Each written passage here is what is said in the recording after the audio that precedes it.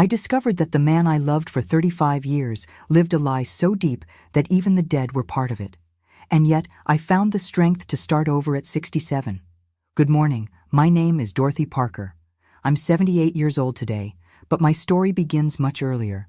If you're watching this video, I want you to know that behind these wrinkles is a woman who learned it's never too late for truth or for a fresh start. Before I continue my story, I'd like to ask you to like this video, subscribe to the channel, and tell me in the comments where you're watching from. It helps me a lot to continue sharing stories like this one. I was born in 1947 in Pine Creek Valley, a town so small it barely showed up on maps. It was a place where everyone knew everyone, where gossip traveled faster than rainwater in a gutter.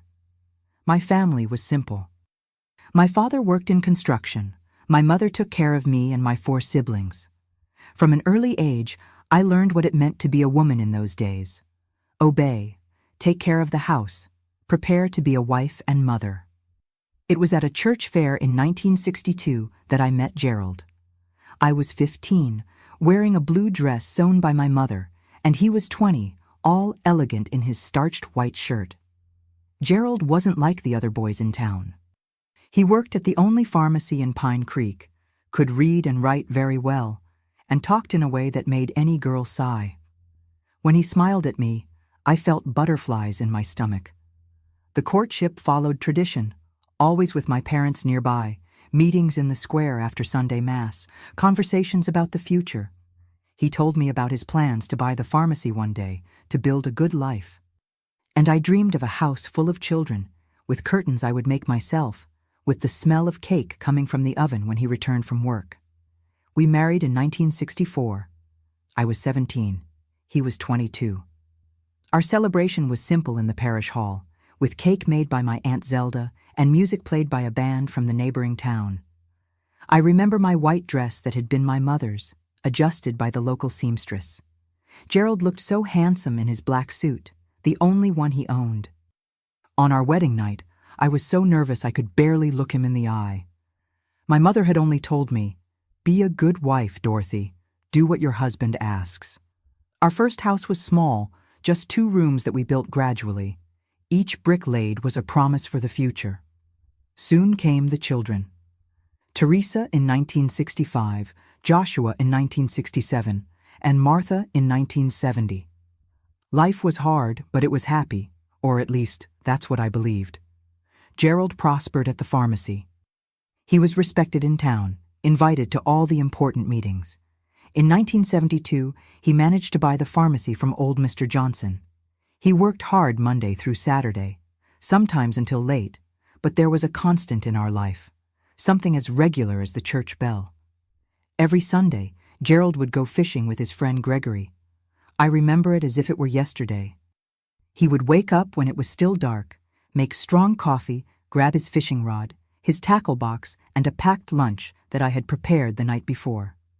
"I'll be back before dinner, Dottie," he would say, giving me a kiss on the forehead. Dottie, that's what he called me, an affectionate nickname that only he used. Gregory was a mystery to me. I never really knew him. Gerald said he lived in the neighboring town, Riverdale, about 30 miles away. Once I asked why Gregory never came to our house, and Gerald explained that his wife was very reserved, didn't like visits. Big city people, he would say, and I accepted it. Sundays without Gerald became my routine. I would wake up, get the children ready for church, then prepare a special lunch. In the afternoon, I would take the children to play in the park or visit my sisters. When the sun started to set, I would wait by the window. Sometimes Gerald would arrive with a few fish, telling animated stories about the fishing trip. "You should have seen the size of the bass Gregory caught, Dottie. Almost broke the line." Other times he would return empty-handed. The fish weren't biting today. There were small things, details that now, looking back, should have alerted me. The different smell on his clothes, which wasn't just river or campfire smoke. The occasional gifts he brought, found at a little market by the river. Delicate scarves, homemade candies, small ornaments, the fishing stories that always seemed the same, as if told from a script. But I didn't question it. I was raised to trust my husband. not to ask questions. A proper woman doesn't question her husband. My mother always said, a man needs his time, his freedom. And it wasn't just my mother, it was what all women of my time learned. So I smiled, kept the gifts with care, fried the fish he brought, and thanked God for having a hard-working husband who only asked for one day to himself. Once, in 1978, I think, I found a receipt in his shirt pocket when I was doing laundry. It was from a restaurant in Riverdale, dated on a Sunday. When I asked, he answered without hesitation. Oh, Gregory and I had lunch there after fishing. It was raining too hard to make a campfire. The explanation made sense, and I didn't think about it again. On another occasion, Mrs. Jenkins, our most gossipy neighbor, came to tell me she had seen Gerald in Riverdale on Sunday, but not fishing. He was holding hands with a woman in the central square, she said. I defended my husband tooth and nail. Imagine that, Mrs. Jenkins. You must have confused him. My Gerald was fishing with Gregory, as he does every Sunday. You know how faithful he is to that tradition? And I truly believed it. After all, why would I doubt? We had a good life together. He was a good father, a good provider. I never wanted for anything. The years passed. Our children grew up. Teresa got married in 1985 to a young man from the capital. Joshua went to study engineering in New York. Martha stayed closer, married the mayor's son, and settled in the neighboring town. The house became emptier, quieter. Gerald and I grew old together. In 1988, I started managing a small market in the center of town, something to keep me occupied now that the children had followed their paths. And every Sunday, without fail, Gerald continued going fishing with Gregory. In 1997, after 33 years together, the unexpected happened. It was a Sunday like any other. Gerald left early to go fishing, as he always did, but returned earlier, shortly after noon, pale, sweating cold, with his hand on his chest. I don't feel well, Dottie, he said, barely able to speak. I called for help immediately. The ambulance took forever to arrive in those days. At the hospital in the neighboring town, the doctors did what they could, but it was a serious heart attack. In the ICU, I held his hand, praying to all the saints I knew. Gerald opened his eyes one last time and murmured something that at the time I didn't understand. Forgive me, Dottie. Gregory is waiting for me. I thought it was the delirium of death, that he was seeing his friend in the next world. Gerald passed away that night, leaving a hole in my heart and many questions I didn't yet know I had. The funeral was as expected in a small town. Everyone attended. The pharmacy closed for 3 days out of respect. I received so many hugs, so many condolences, so many dishes of food that neighbors brought that I barely had room to store them. But there was one notable absence. Gregory, my husband's great fishing buddy, didn't appear. When I mentioned this to Teresa, she suggested, maybe he's traveling, Mom, or sick. Mr. Gregory must be quite elderly, too. I accepted the explanation. There was so much to resolve after Gerald's death. The estate, the pharmacy that ended up being sold, the house suddenly too big for me alone. My children wanted me to come live with one of them, but I refused. This is my home, I told them. Here I lived my life with your father. Here I will stay. It was only 3 months after Gerald's death, when I finally had the courage to organize his things, that my life turned upside down again. On that July day in 1997, 3 months after Gerald's passing, I finally found the courage to go through his things. The wardrobe still held his scent, that mixture of aftershave and pipe tobacco that he occasionally smoked. Each piece of clothing I folded seemed to tell a story, bring a memory. The suit he wore to Teresa's wedding, the blue shirt I bought him for his 50th birthday, the straw hat that never missed the fishing trips. For a moment, I found myself smiling as I imagined Gerald and Gregory sitting by the river, talking about life while waiting for the fish to bite. I imagined the two of them now together at some heavenly river, continuing their eternal friendship. It was with that thought that I decided to organize the garage as well, where Gerald kept his fishing gear.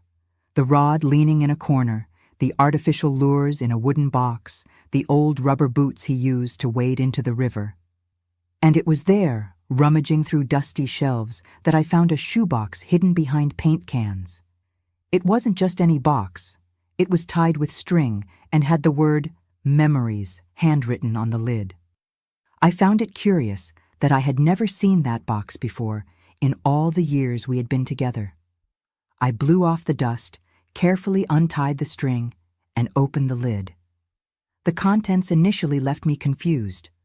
There were old photos, yellowed receipts, handwritten cards, a small address book, and some other small objects. I took the first photograph. It showed Gerald very young, perhaps in his mid-20s, next to another man of the same age, both holding fishing rods in front of a small wooden boat. I turned the photo over, and there was an inscription. Me and Gregory, Ohio River, June 1965. My heart skipped a beat. I finally knew the face of the famous Gregory, a thin man with dark hair and a shy smile. I continued looking at the other photos, most of them fishing in different places, always smiling, always friends. But then, I noticed something strange. All the photos were old, showing them both young. There were no recent photos of Gregory. Digging deeper into the box, I found a carefully folded newspaper clipping. It was an obituary from the local Riverdale newspaper, dated July 22, 1965. Yesterday, young Gregory Mendoza Wilson, 25, only son of August and Clemency Wilson, died in a tragic automobile accident on the state highway. He leaves behind his wife, Isabel, 6 months pregnant. I read and reread that piece of paper, unable to comprehend. Gregory died in 1965. But how? Gerald went fishing with him every Sunday for more than 30 years after that. Was it another Gregory? But the dates on the photos, the full name, everything indicated it was the same person. With trembling hands, I continued searching through the box. I found receipts for a small apartment rented in Riverdale, in Gerald's name, dated from 1966 to 1997. Monthly payments for over 30 years. There were also birthday cards, Christmas cards, Father's Day cards, all signed in neat handwriting. With love, Diana and your children. Diana? Who was Diana? At the bottom of the box was a photograph that made my world collapse. It showed Gerald, already with gray hair, it must have been from about 10 years ago, hugging a woman approximately my age and 2 young adults, a man and a woman. On the back of the photo, in the same handwriting as the cards, silver anniversary, me, August, Janet, and Eugene, 1992. August. My husband's name was Gerald, but there, in that other life, he was August. I sat on the dusty garage floor with those fragments of an unknown life scattered before me. The pieces were beginning to fit together, forming an image I never could have imagined. My husband, the man I thought I knew for 33 years, maintained another family and used the memory of a dead friend as an excuse to visit them every Sunday. The tears came hot, mixing with the garage dust. I don't know how long I sat there motionless, trying to process that monumental betrayal. I remembered the Sundays over 3 decades, how I was happy when he returned, how I believed every word about the fishing trips that never happened. How could I have been so blind? I remembered every clue I ignored. The fish he sometimes forgot to bring, the different smell on his clothes, the repetitive stories, the mysterious gifts. And that time, Mrs. Jenkins said she saw him with another woman. She wasn't confused. She was telling the truth. With my heart in pieces, but determined to know the whole truth, I put everything back in the box, except for the most recent receipt for the apartment in Riverdale. It had an address. Oak Street, number 47, apartment 2. The next morning, I put on my best outfit, a navy blue dress I wore to my first grandchild's baptism. I fixed my hair, put on a little lipstick. Looking at myself in the mirror, I saw a 67-year-old woman with eyes swollen from crying so much, but still standing, still strong enough to face the truth. I took the bus to Riverdale with the box of memories in my lap. During the 30-minute journey, I oscillated between anger, sadness, and a strange curiosity. Who was this Diana? What did she know? Was she suffering too, or had Gerald, no, August to her, told different lies to each of us? Riverdale was bigger than Pine Creek, with buildings up to 4 stories high, busier commerce. I walked to the address, a light blue 2-story house on a tree-lined street. Before I could knock on the door, I spotted a woman in the small front garden watering flowers. She must have been my age, gray hair tied in a bun, simple floral dress. My heart raced. Could it be her? "Can I help you?" she asked, seeing me stopped at the gate. I showed her the photo of Gerald that I had brought with me. "Do you know this man?" Her face lit up. "Of course. That's my husband, August. Are you a friend of his? Please come in." August, not Gerald. I entered, holding the box tightly against my chest like a shield. The house was cozy, decorated with simplicity and good taste.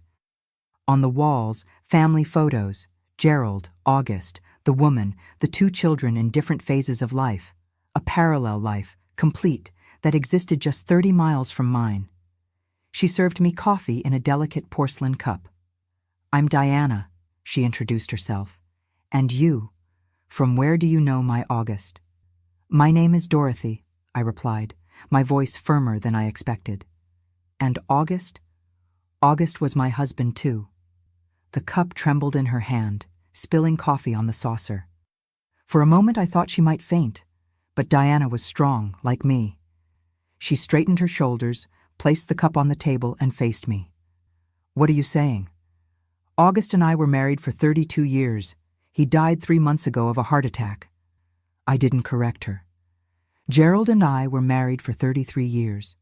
And yes, he died 3 months ago of a heart attack on a Sunday." The color drained from her face. "Sunday?" "He always went out on Sundays to visit his elderly mother in Pine Creek. He said she was in a nursing home, that she couldn't be moved from there, that she needed him." I opened the box and spread its contents on the living room table. The photos, the receipts, the obituary. I told her about the fishing trips with Gregory, about the friend who had died in 1965, but whom my husband visited every Sunday.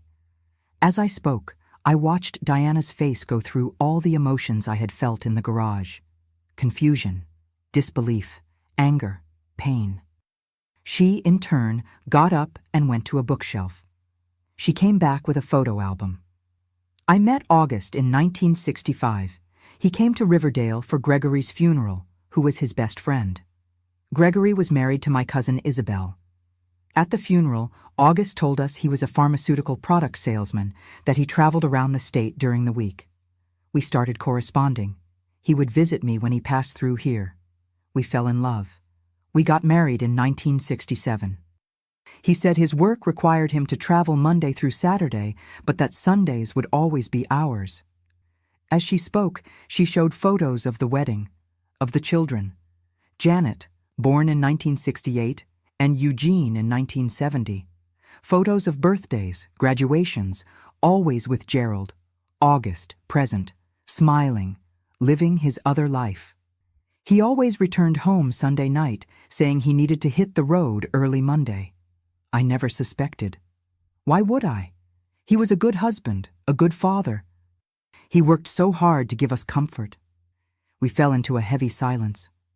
2 middle-aged women facing the ruins of lives built on lies. Diana spoke first. "What else was he hiding? Are we sure there were only 2 families?" The question hung in the air like smoke. Indeed, how could we know?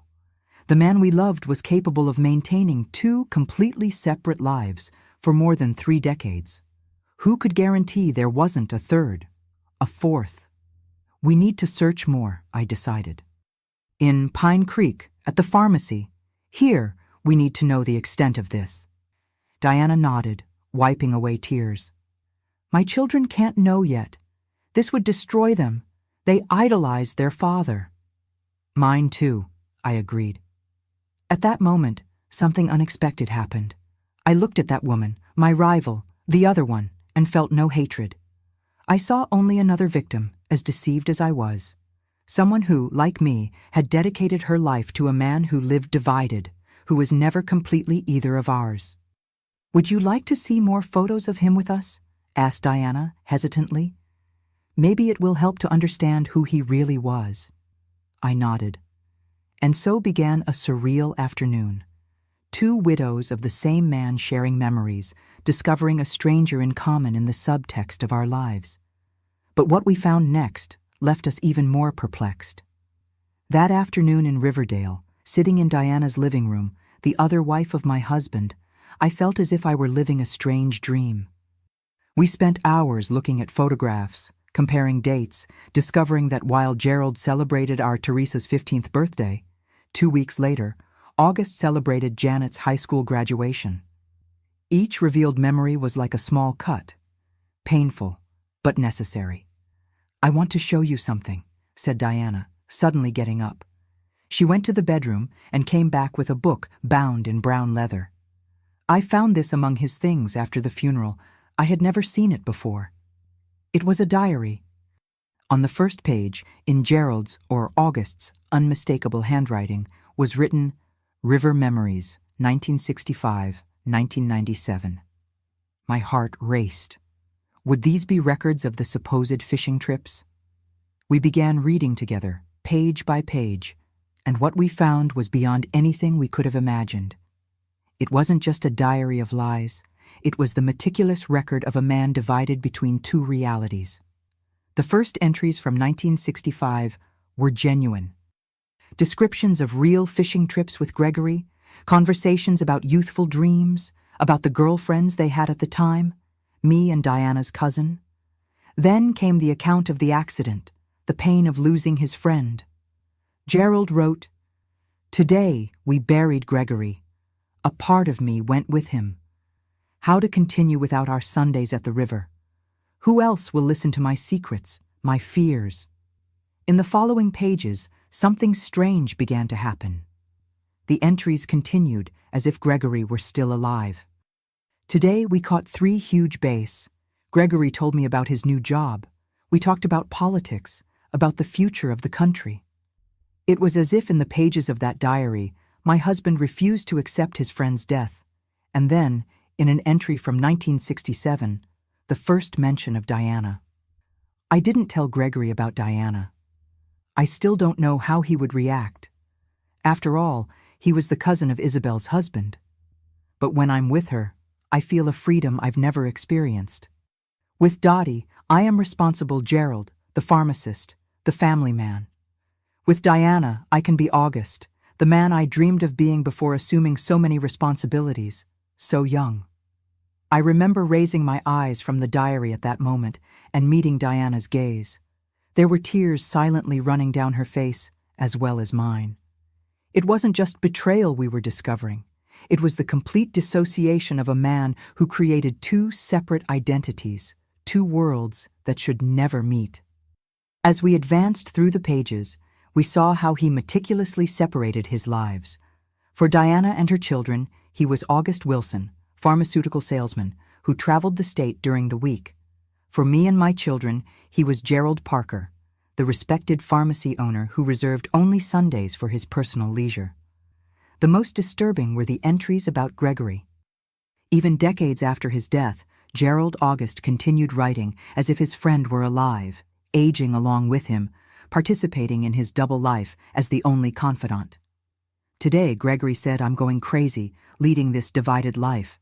Maybe he's right, but how to choose, how to abandon half of myself?"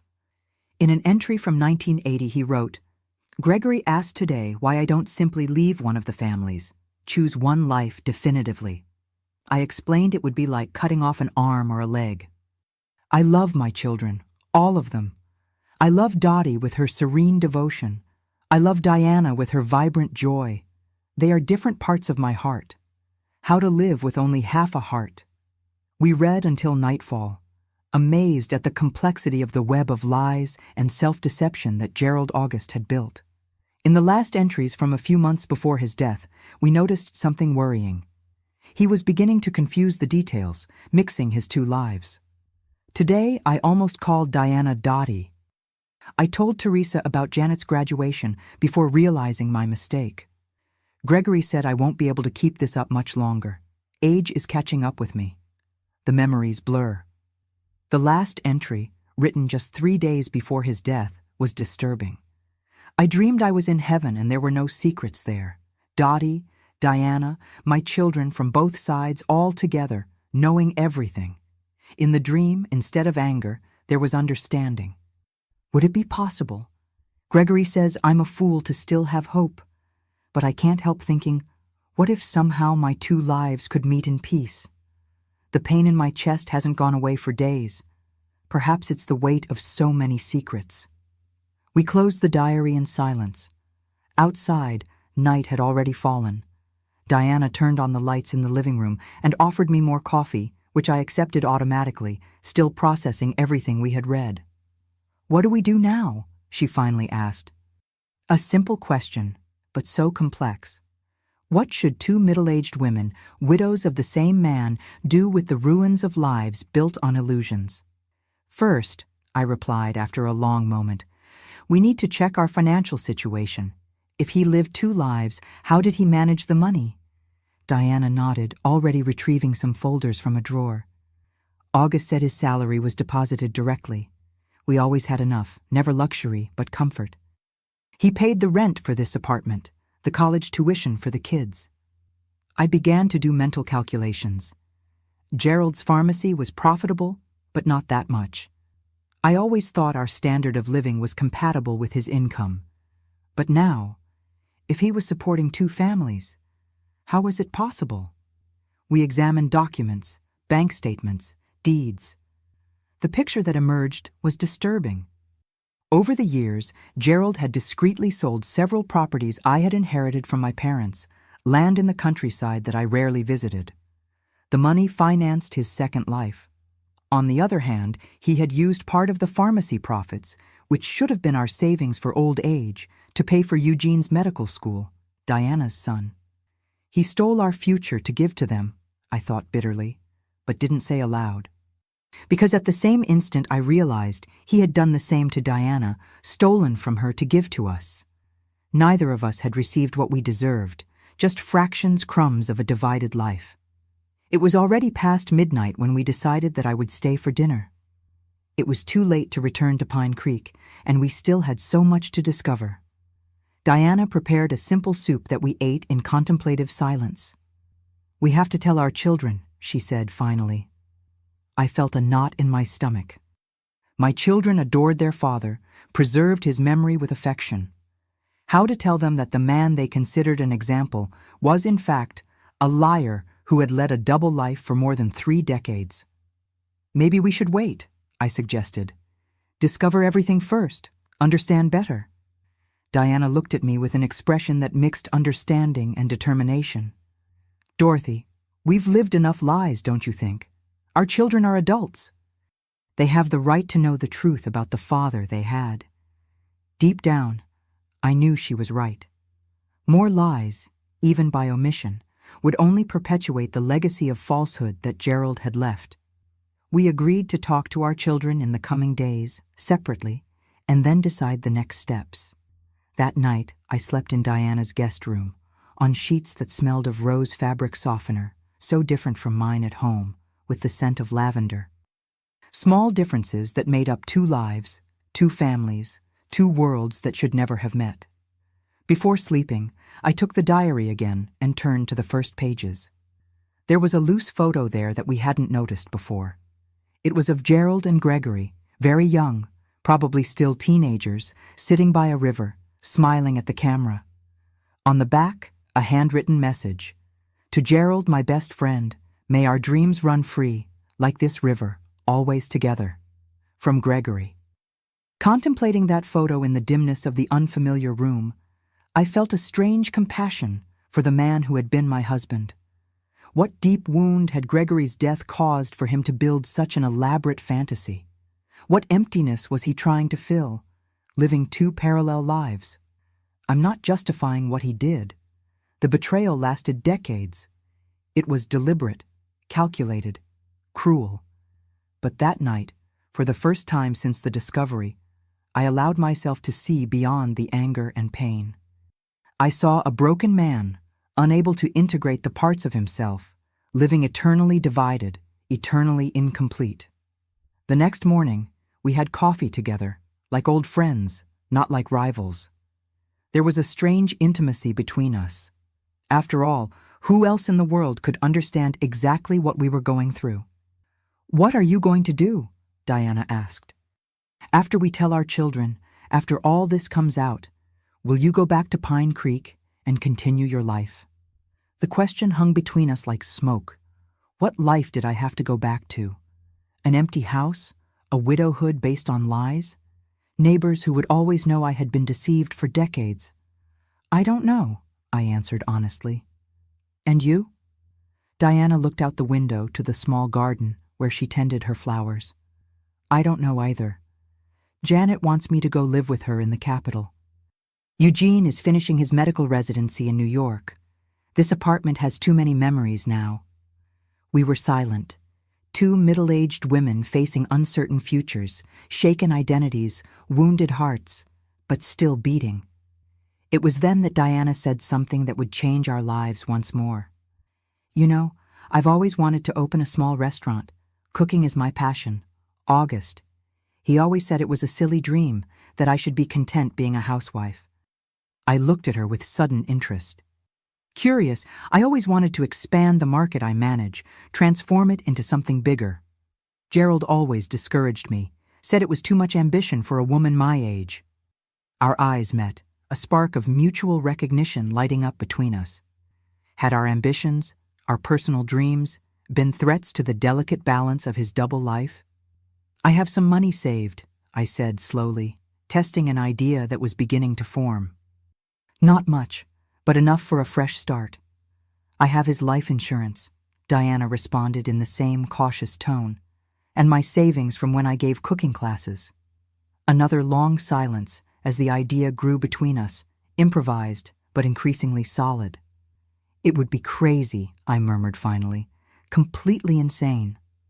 "Agreed," Diana said, and then smiled, a genuine smile that lit up her tired face. "But who said we have to be sensible now? We've been sensible all our lives. And see where that got us." At that moment, with the morning sun coming through Diana's kitchen window, something new was born. It wasn't friendship yet. It was too early for that. The wounds were still bleeding. It wasn't exactly hope. We were too realistic for that. It was possibility, the possibility of transforming betrayal into a fresh start, pain into renewal. But before any decision, we had to face the most difficult moment, telling our children, letting the house of cards built by Gerald August completely collapse. And their reaction was nothing like what we expected. Telling the truth to our children was, without a doubt, the hardest part of this whole journey. After that morning at Diana's house, I returned to Pine Creek with a heavy heart, knowing I needed to gather courage to destroy the image my children had of their father. First, I called Teresa. My firstborn was always the most sensitive, the one who most resembled Gerald in her calm temperament and thoughtful way of facing problems. I asked her to visit me over the weekend, saying only that we needed to talk about important matters related to her father's inheritance. Then I called Joshua in New York. My son was always the most distant, not geographically, but emotionally. A brilliant engineer, he built his life far from Pine Creek, returning only on special dates. Even so, he idolized his father. He always said his work ethic came from Gerald. How to tell him that this ethics had a hidden face?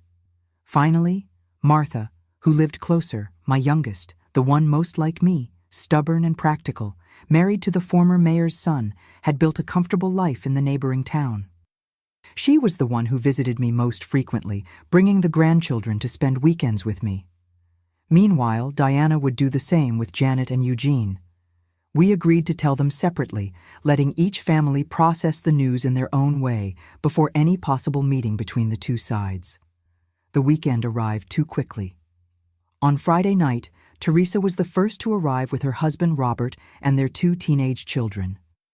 I insisted the children go to bed early, as I needed to talk just with her and Robert. Sitting in the living room with cups of tea that cooled untouched, I told everything.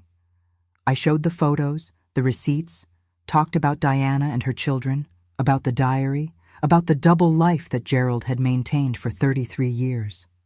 I'll never forget the expression on my daughter's face. It wasn't just shock or sadness. It was as if something fundamental was breaking inside her. Robert held her hand throughout the account, but when I finished, she released herself from him and walked to the window, staring into the night. "Impossible," was all she said for a long moment. Then turning, "Are you sure, Mom? Maybe it's a misunderstanding. Maybe." Denial is always the first refuge when the truth is unbearable. I showed more evidence, explained more details. Gradually I saw reality settling in her eyes, the painful acceptance.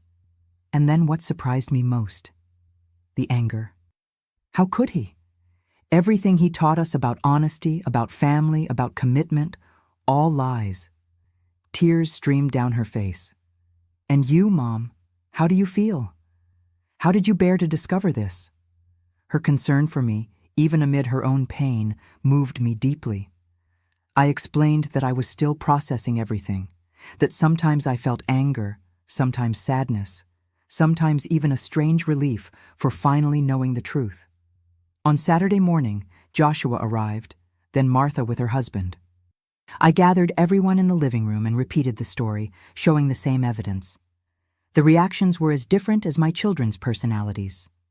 Joshua, always analytical, took the diary and began examining it page by page, as if looking for flaws, inconsistencies that could disprove it all. "The handwriting is definitely his," he finally confirmed, closing the book with a heavy sigh. But why? Why go to the trouble of living like this, divided, always lying? Martha was more direct. "That scoundrel!"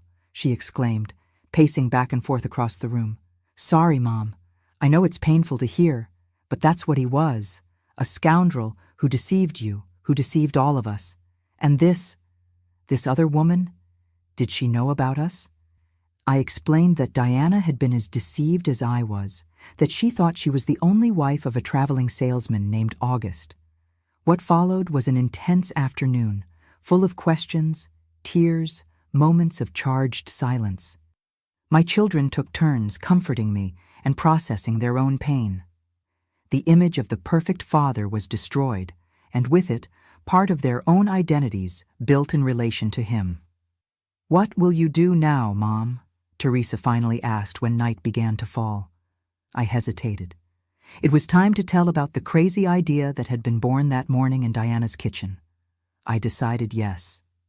There would be no more secrets in this family. Actually, Diana and I are considering a partnership. 3 pairs of eyes stared at me in astonishment. I explained our preliminary plan, to combine our resources, my administrative skills, and her culinary talent to open a small restaurant. "The two of you together?" The incredulity in Martha's voice was understandable. "The legitimate wife and the other legitimate wife," I corrected gently. "She has as much right to the title as I do, Martha. It was 32 years, a complete marriage, children, a life built. The only difference is that hers wasn't on paper." "But even so," Joshua intervened, "working together after everything he did, wouldn't it be simpler for each to go her own way, process all this separately?" I reflected on this before answering. Maybe it would be simpler, yes, but also lonelier. You know, when I discovered everything, my first impulse was to hate Diana. But upon meeting her, I realized if there's anyone in the entire world who can understand exactly what I'm going through, it's her. We were deceived by the same man, in the same way, for the same time. And now, at 67, we have the chance to start over, not as rivals, not as victims, but as partners. A thoughtful silence settled in the room. It was Robert, Teresa's husband, who broke it. "I think it's brave, Mrs. Parker, to transform something so negative into something potentially positive." I smiled at him, grateful for the support. My children still seemed skeptical, but didn't directly oppose the idea. I asked them to wait, to give me time to explore this possibility, to see if it was viable. The next morning, I received a call from Diana. Her conversation with her children hadn't been very different from mine. Initial shock, then anger, and finally reluctant acceptance. Janet had cried a lot. Eugene had remained silent for long periods, digesting everything in his way. "I told them about our idea," said Diana. "Eugene thinks I'm crazy. Janet, well, she said if this is what will help me get over everything, she supports me."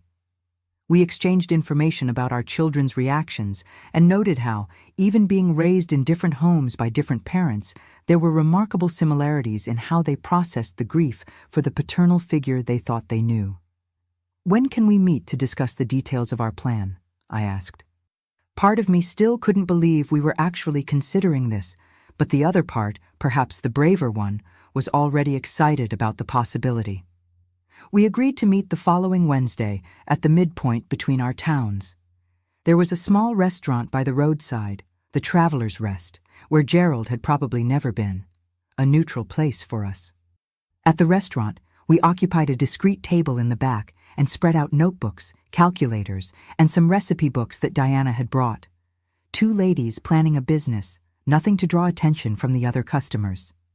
"I've thought a lot about this," Diana began. "If we're going to do this, we need to do it right. Not just any restaurant, but something that tells a story, our story, in a way." The idea intrigued me. "What do you mean?" "Well, what united us was fishing, right? Or rather, the lie about fishing. Why not transform this into something positive? A restaurant specializing in fish and seafood." I laughed at the irony, transforming the biggest lie of our life into our brand. There was something poetic about it. "And what about the name?" I asked, curious to see how far this reframing went. Diana smiled, a smile different from the first day, lighter, more genuine. "The Fisherman," she suggested. "Simple, direct. People will think it's just a fish restaurant, but for us, it will have another meaning." "The Fisherman," I repeated, feeling the weight and lightness of the name simultaneously. "I like it. It's appropriate." We spent the following hours discussing practical details. Location. A midpoint between the two towns seemed ideal. Initial investment, division of responsibilities. Diana would be responsible for the kitchen, I for the administration. Our target audience would be families and travelers who passed along the highway connecting the larger cities in the region. As we talked, I realized how complementary we were in our skills and personalities. Where I was cautious, she was bold. Where she was dreamy, I was practical.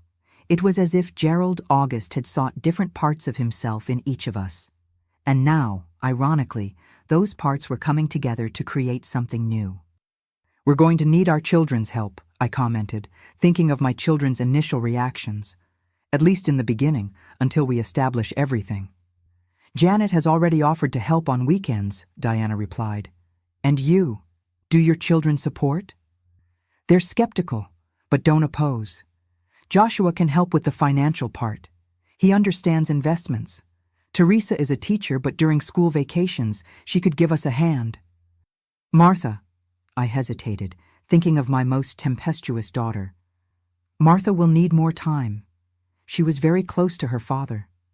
Diana nodded understandingly. Eugene also idolized his father. He wanted to be like him.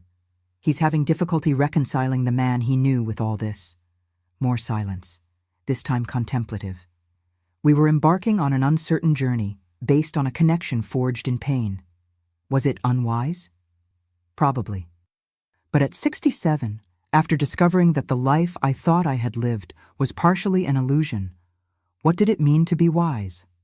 "We have to make this work," I finally said. "Not just for the business itself, but for ourselves, to prove that we can rebuild something from the ashes he left." "To prove that we are more than the wives he deceived," Diana agreed. "That we have value for ourselves, our own identities beyond him." At that moment, we sealed not just a business partnership, but a pact of rebirth. Two women who conventionally should have been enemies, united by extraordinary circumstances to create something entirely new. The following weeks were of intense work. We found a small building for sale exactly halfway between Pine Creek and Riverdale. It had been a warehouse before, needed renovations, but the price was affordable and the location perfect.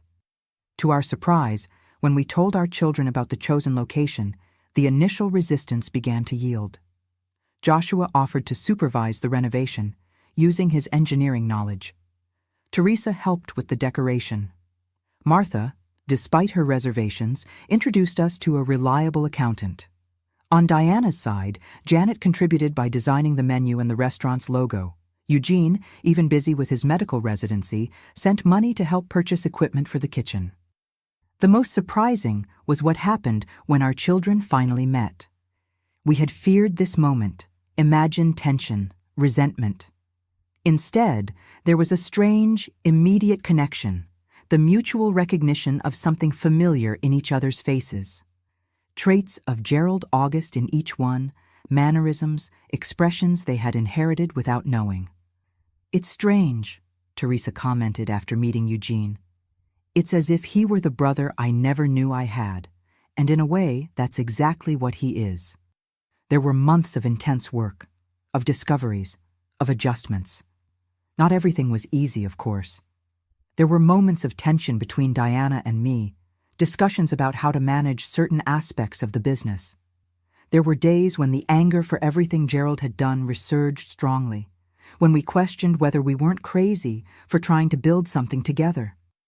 But there were also moments of unexpected connection, like when we discovered we both had the same favorite movie from the 60s, or when we realized that both she and I had the habit of singing while cooking, different songs, different voices, but the same habit that made Gerald smile in two different houses.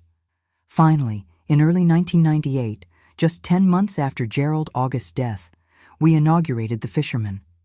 The restaurant was modest but cozy, with decor that referenced the river and fishing, reframing the lie that had united our stories. And on opening day, something happened that neither of us had foreseen, something that would reveal yet another piece of the puzzle that was the life of the man we knew by different names. It was March 15th, 1998, a sunny Sunday, a date we purposely chose for the inauguration of the Fisherman. Sunday, the day that for so long represented the division in our lives, would now be the day of our union. We prepared everything with care. Diana commanded the kitchen with the help of 2 young assistants hired from the region. I managed the dining room with Teresa and Janet helping with the service. Martha handled the cash register, still reluctant, but present. Joshua and Teresa's husband organized the improvised parking lot, where more cars than we expected were already gathering. The restaurant, small but cozy, had a decor that evoked the river and fishing, without being excessive. Old photographs of local fishermen decorated the walls. None of Gerald or Gregory, of course. In the center of the main room, a round aquarium with colorful fish was the element that most caught attention. "Nervous?" Diana asked me, briefly leaving the kitchen to check the movement. In 10 months of coexistence, we had developed our own dynamic, not exactly intimate friendship, but a partnership of deep mutual respect. "A little," I admitted, "but it's a good nervousness, of expectation." She squeezed my arm lightly before returning to the kitchen. That simple gesture said a lot about our journey, from the initial distrust to the ability to comfort each other in moments of anxiety. The inaugural lunch exceeded our expectations. The food was impeccable. The grilled halibut with herbs, Diana's specialty, was particularly praised. The service, despite some inevitable initial hiccups, flowed well. People from both towns attended, attracted by the novelty and the word of mouth that our children had spread. It was around 3 in the afternoon, when the crowd began to thin, that it happened. An elderly gentleman, leaning on a cane, entered the restaurant alone. He must have been in his 80s, hair completely white, but still with an upright posture, lively and attentive eyes. He was dressed with simple elegance, slacks, a well-ironed shirt, a hat that he removed upon entering. I went to greet him personally, thinking he was just another curious customer. "Table for one?" I asked with my best hostess smile. He studied me for a moment, as if evaluating me. Mrs. Dorothy Parker? He asked, with a surprisingly firm voice for his age. I was momentarily disconcerted. Yes, that's me. Do we know each other? Not personally, he replied, but I know your story. Or rather, I know the story of the man who united us in ways we never imagined. A chill ran down my spine. Who was this man? How did he know Gerald? I asked one of the young waiters to take my place and led the gentleman to a more secluded table in the back of the restaurant. Who are you, sir? I asked as soon as we sat down. My name is August Mendoza Wilson, he replied, Gregory's father. I felt the blood drain from my face. The father of Gregory, the real Gregory who died in 1965. But he should be. I made a quick calculation. If Gregory was 25 when he died, and that was 33 years ago, his father should be at least 80 years old now. The age matched. How? How did you know about us? I managed to ask. The obituary, he answered simply. I saw the name Gerald Parker in the newspaper when he passed away. I wasn't sure if it was the same Gerald I knew so many years ago, my son's best friend. But something told me it was.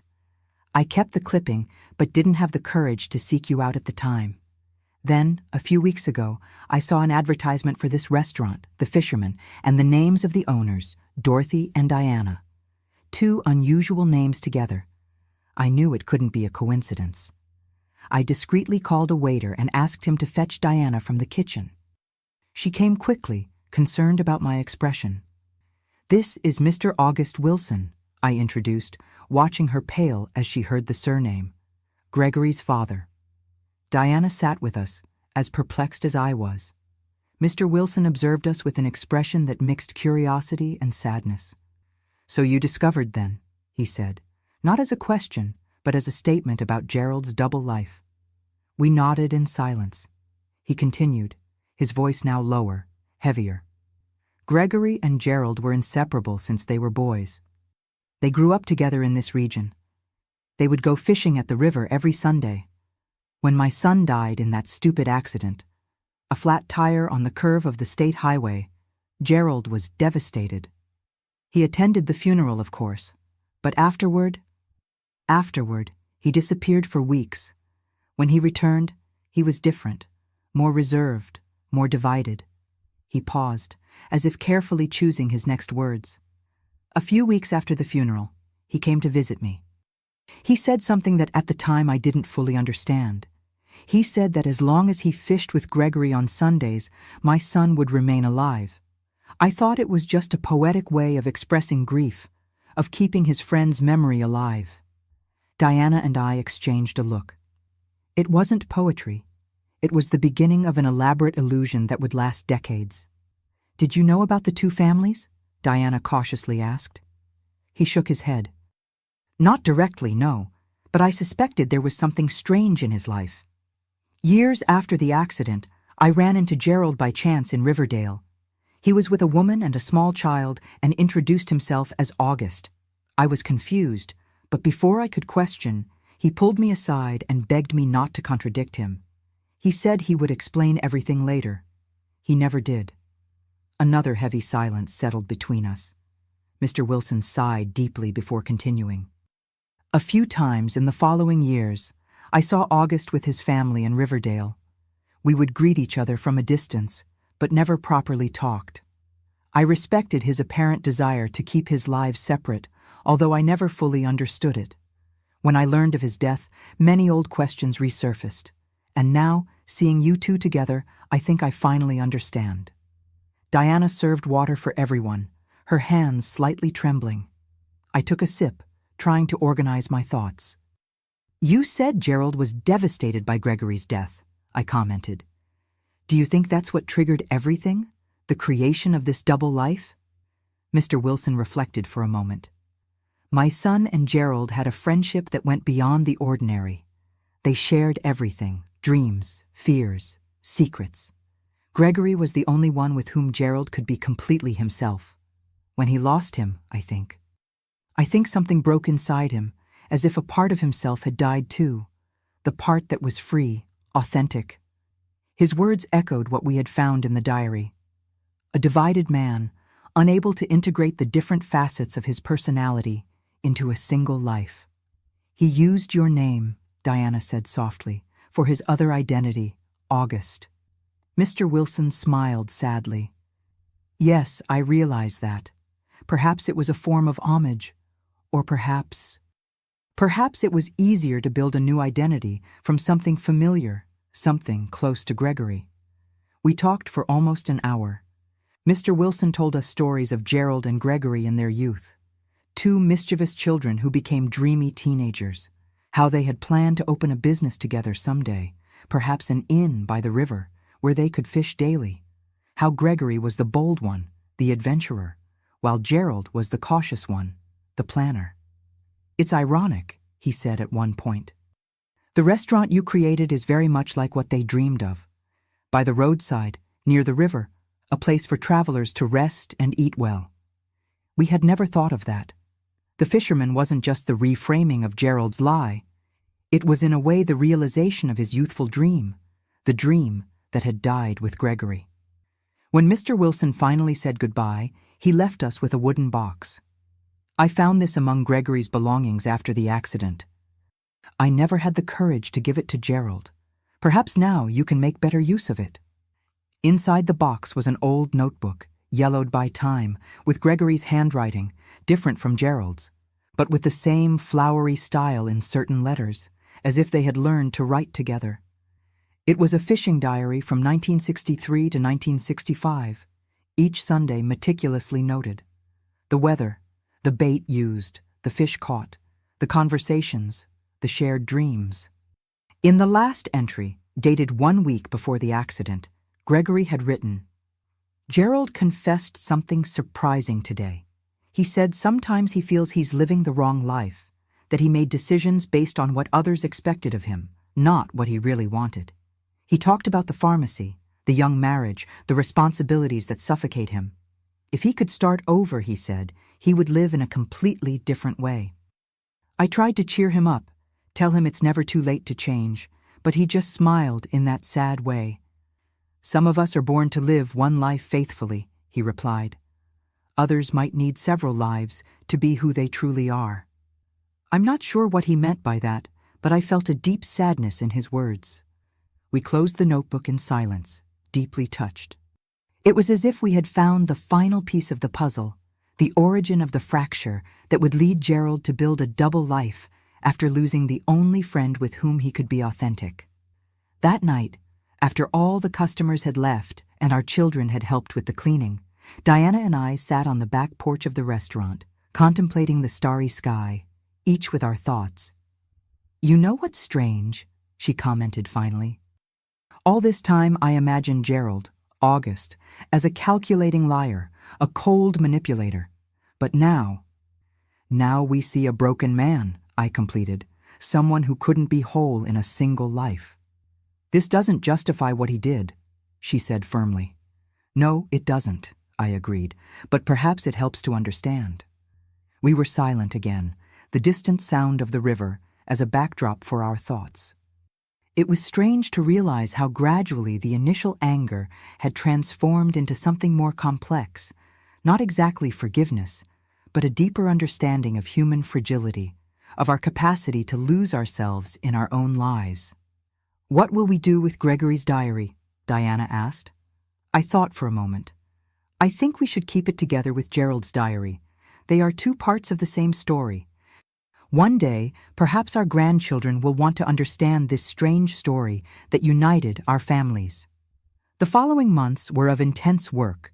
The fisherman quickly gained a reputation in the region for its excellent food and welcoming atmosphere. We expanded the menu, hired more staff, even started serving dinners on Fridays and Saturdays, in addition to the traditional lunches. Selling my house in Pine Creek was a difficult decision, but necessary. We built a small apartment above the restaurant where I came to live. Diana did the same, selling her apartment in Riverdale. We lived on opposite sides of the same building, separated enough to maintain our privacy, close enough for the convenience of work. Our children, initially reluctant, grew closer over time. Janet and Teresa developed a surprising friendship despite their different personalities. Martha eventually softened her combative stance and began helping on busier weekends. Joshua and Eugene maintained contact from a distance, exchanging professional advice and, occasionally, stories about the father they both discovered they had never completely known. In 1999, we expanded the business, adding a small inn next to the restaurant. Just 5 simple but comfortable rooms for travelers passing along the highway. It was exactly what Gerald and Gregory had dreamed of decades before. In the years that followed, the Fisherman became not just a prosperous business, but a symbol of our unusual story. Eventually, Diana and I became friends, not best friends, not intimate confidants, but life companions who shared a singular past and built an unexpected future together. In 2004, at 74, I began to think about reducing my work pace. Diana, 2 years younger, felt the same. Our children were established in their own lives with their families. It was time to think about the succession of the business.